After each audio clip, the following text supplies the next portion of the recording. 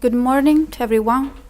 My topic is major bleeding in patients on treatment with oral anticoagulants, comparing NOACs to VKAs in real life, with attention to presentation, management, and outcome.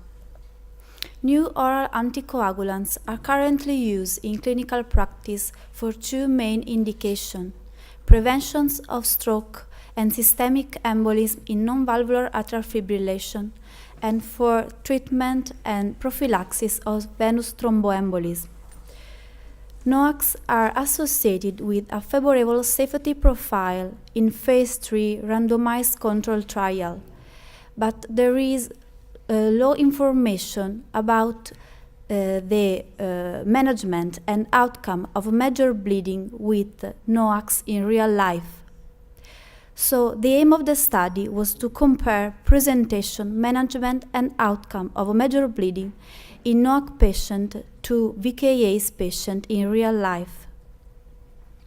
This is an international prospective cohort study joining an Italian multicenter cohort and a German cohort with patients from Dresden NOAC registry. We enrolled consecutive patients with major bleeding on NOACs or VKAs, which were hospitalized for major bleeding. The primary study outcome was death during the hospitalization and within 30 days. Between September 2013 and May 2016, 874 patients with major bleeding were enrolled, of which 220 NOACs patients, about 25%, and 654 patients on NOAC.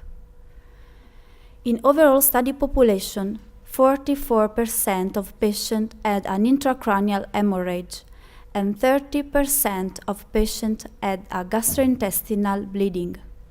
But as more remarkable finding, the 52% of VKAs patients had an intracranial hemorrhage, and about half of NOACs patients had a gastrointestinal bleeding. So the admission for an intracranial hemorrhage was significantly lower in NOAC patients as compared to VKAs patients, while admission for a gastrointestinal bleeding was significantly higher in NOACs patients as compared to VKAs patients. 30-day mortality was significantly lower in NOACs patients as compared to VKAs patients in overall study population.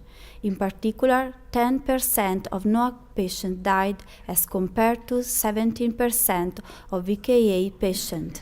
But when we analyze the subpopulation of patients with different sites of bleeding, we see that among intracranial hemorrhage, death rate was equal in NOAC and VKA patients, 25% in both groups.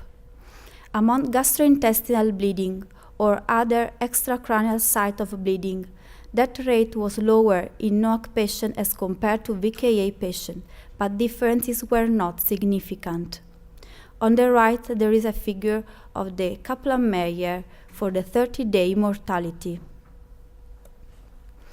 In conclusion, in this real-life study, among patients hospitalized for a major bleeding while on oral anticoagulant therapy, NOAC patients are less frequently admitted for an intracranial hemorrhage and more frequently for gastrointestinal bleeding as compared to VKAs patients. 30-day mortality is significantly lower in NOAC patients than VKAs patients, but death rates is different across bleeding site. Thank you.